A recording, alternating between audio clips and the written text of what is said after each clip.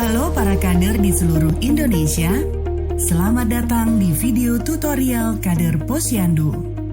Keterampilan kader dalam pengelolaan Posyandu terdiri dari 1. Menjelaskan paket layanan Posyandu untuk seluruh siklus hidup. 2. Melakukan pencatatan dan pelaporan.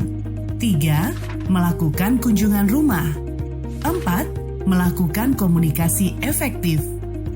Pada video ini menjelaskan tentang bagaimana melakukan pencatatan dan pelaporan pelayanan kesehatan pada hari buka Posyandu dan pada kunjungan rumah.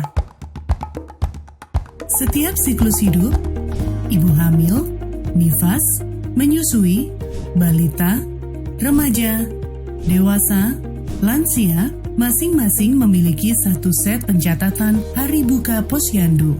1. Kartu bantu registrasi data sasaran sesuai siklus hidup.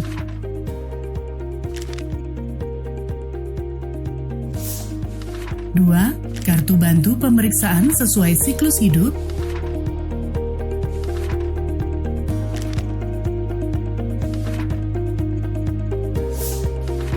3. Dan kartu rekapitulasi hasil pemeriksaan. Pada saat kader melakukan layanan kunjungan rumah, terdapat instrumen pencatatan yang berbeda dengan kartu bantu hari buka Posyandu. Masing-masing siklus hidup memiliki satu set pencatatan kunjungan rumah. Untuk pencatatan kunjungan rumah akan dibahas pada video tutorial kunjungan rumah. Pada hari buka Posyandu ada 5 langkah pelayanan. Di setiap langkahnya ada kader yang bertugas.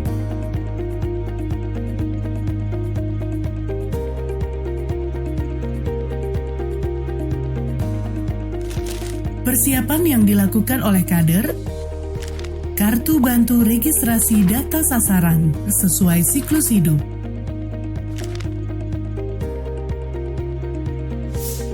Kartu bantu pemeriksaan sesuai siklus hidup.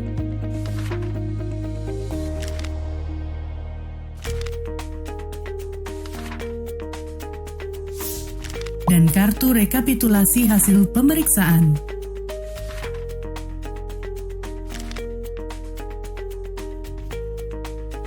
Serta nomor antrian. Langkah pertama, pendaftaran.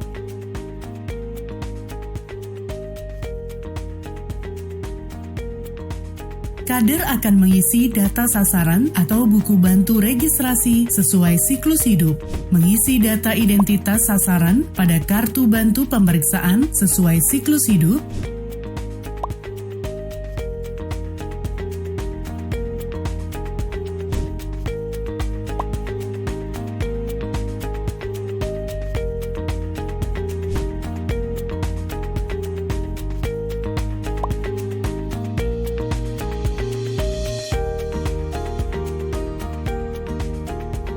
dan memberikan nomor antrian.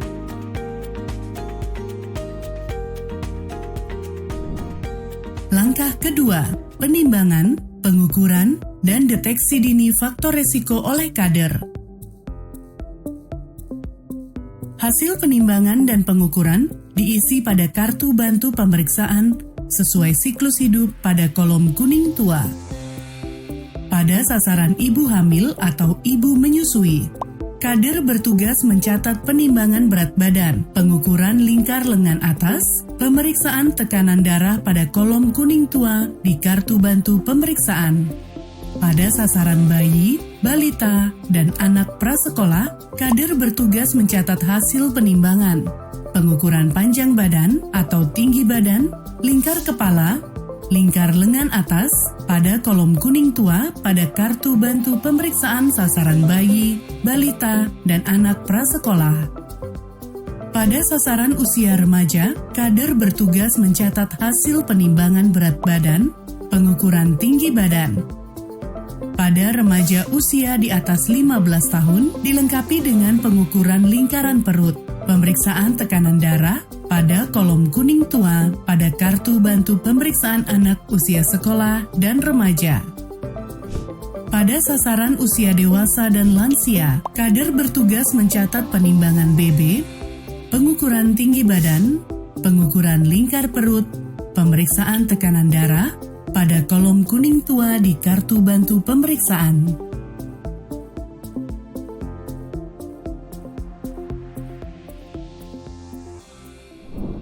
Setelah itu, langkah selanjutnya, pencatatan. Tugas kader melakukan pencatatan hasil penimbangan berat badan, pengukuran tinggi badan atau panjang badan pada kolom kuning muda di kartu bantu pemeriksaan sesuai siklus hidup. Pada langkah pencatatan pada sasaran ibu hamil, nifas, dan menyusui, kader melakukan pencatatan kesimpulan hasil pengukuran lingkar lengan atas. Apabila melebihi 23,5 cm, ditulis dengan huruf A, hijau, atau N, normal, dan apabila kurang dari 23,5 cm, ditulis dengan huruf M, merah, atau KEK, kurang energi kronik, pada kolom nomor 6, pada warna kuning muda, kartu bantu ibu hamil dan nifas. Untuk pencatatan kesimpulan hasil penimbangan berat badan dengan melihat kurva pada buku KIA,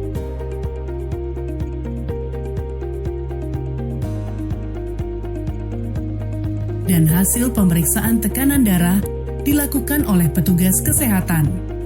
Pada langkah pencatatan untuk sasaran bayi, balita, kader melakukan pencatatan plotting hasil penimbangan berat badan dan pengukuran panjang badan atau tinggi badan pada kartu menuju sehat KMS dalam buku KIA, serta melakukan pencatatan kesimpulan hasil penimbangan bayi atau balita dengan berat badan naik ditulis huruf N dan berat badan tidak naik ditulis huruf T pada kolom nomor 5 dan 6, dan kesimpulan hasil lingkar lengan atas ditulis gizi kurang dengan huruf GK atau normal dengan huruf N, atau kurang dari normal dengan huruf KN pada kolom kuning muda nomor 13 kartu bantu pemeriksaan.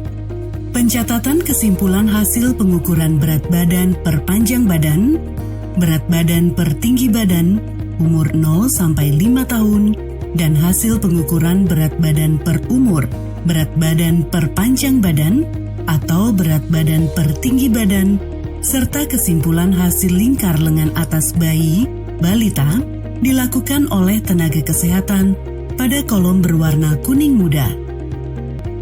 Pada langkah pencatatan untuk sasaran usia sekolah dan remaja, dewasa, dan lansia dilakukan oleh tenaga kesehatan pada kolom berwarna kuning muda.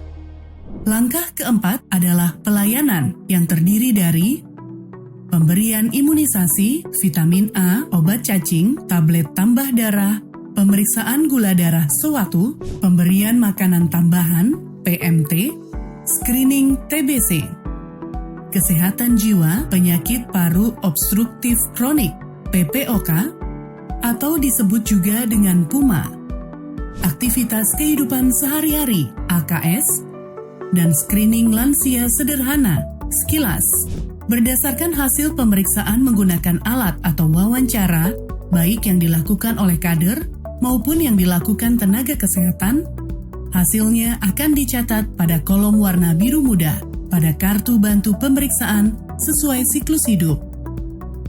Pada langkah sasaran ibu hamil, nifas, dan menyusui berdasarkan hasil screening gejala TBC, pada kolom berwarna biru, kader mencatat dengan menuliskan ya atau tidak pada kolom nomor 9 sampai dengan 12 di kartu bantu pemeriksaan. Memantau konsumsi tablet tambah darah, menuliskan ya setiap hari atau tidak setiap hari pada kolom 14. Jika memantau konsumsi makanan tambahan ibu hamil kurang energi kronik KEK, di kartu bantu pemeriksaan ibu hamil, nifas, menyusui, pada kolom 16 tuliskan ya setiap hari atau tidak setiap hari. Pemberian tablet tambah darah dilakukan dan dicatat oleh tenaga kesehatan. Pelayanan pada sasaran bayi atau balita. Kader mencatat pada buku KIA, yaitu pemberian vitamin A, dengan menuliskan tanggal pemberian pada bulan Februari dan Agustus, halaman 69. Selanjutnya, kader mencatat ya atau tidak pada kolom nomor 21 pada kartu bantu pemeriksaan berdasarkan hasil pelayanan yang diberikan, berupa screening TBC pada kolom nomor 14 sampai dengan 17, pemberian ASI eksklusif pada kolom nomor 18, pemberian MPASI pada kolom 19, dan jika menemukan gejala sakit, dituliskan pada kolom 25, dan jika dirujuk, maka berikan tanda checklist pada kolom 26. Pemberian imunisasi dan obat cacing dilakukan serta dicatat oleh tenaga kesehatan.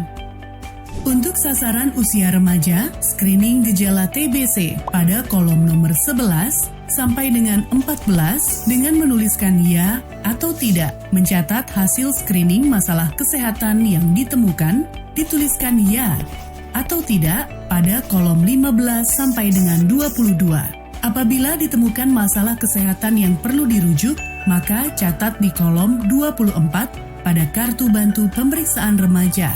Pemeriksaan gula darah, kadar HB, dan kesimpulan hasilnya dilakukan dan dicatat oleh tenaga kesehatan. Selanjutnya, pencatatan hasil pelayanan kesehatan sasaran usia dewasa dan lansia.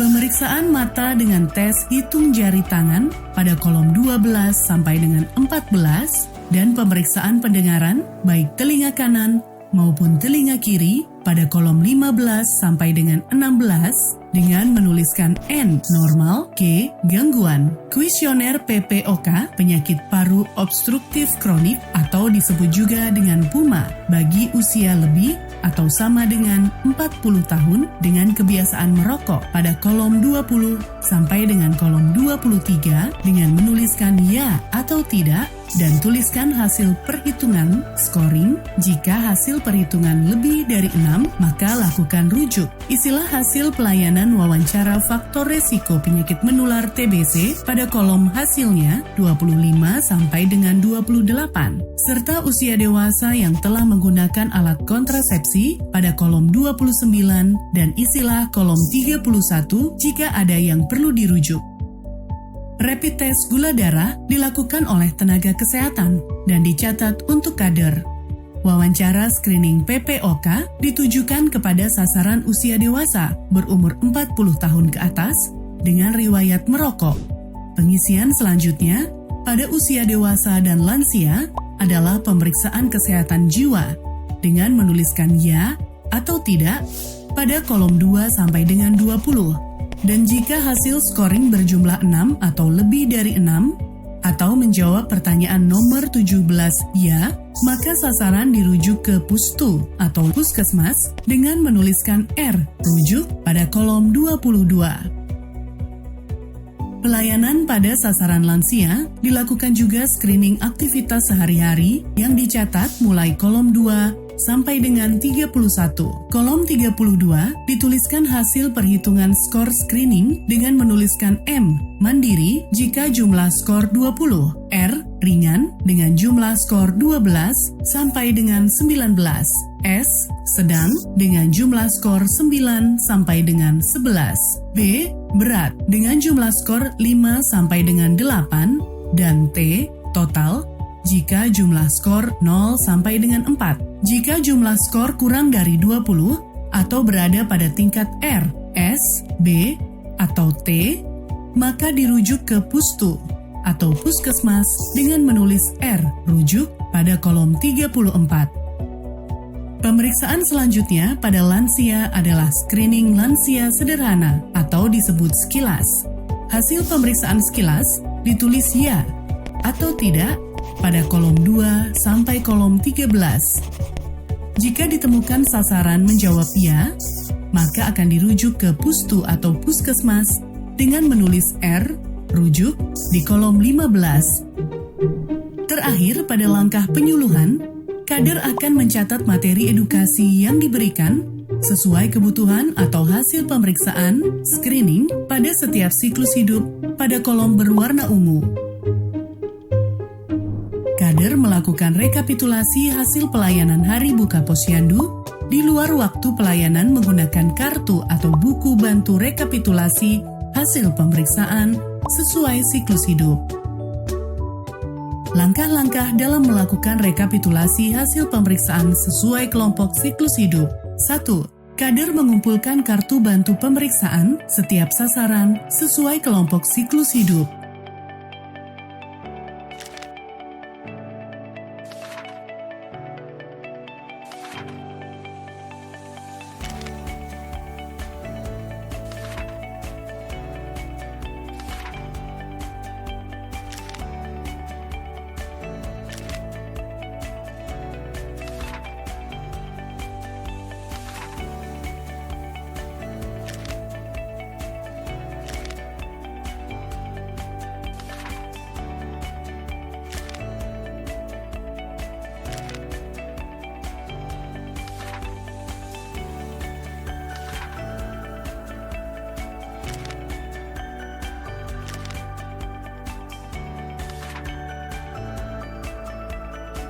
Dua, melengkapi data profil Posyandu dan menuliskan tanggal Hari Buka Posyandu.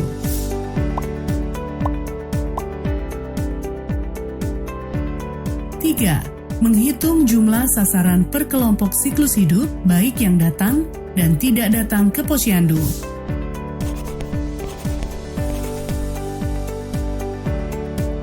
Empat, menghitung sasaran yang mendapatkan pelayanan dengan hasil sesuai tolok ukur yang ditetapkan per pelayanan.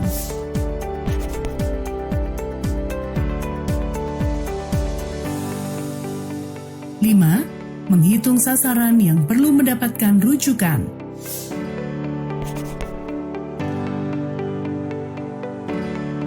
Selain pencatatan dan pelaporan kader Posyandu menggunakan form manual, dapat dilakukan oleh kader secara digital melalui aplikasi Sehat Indonesiaku (ASIK)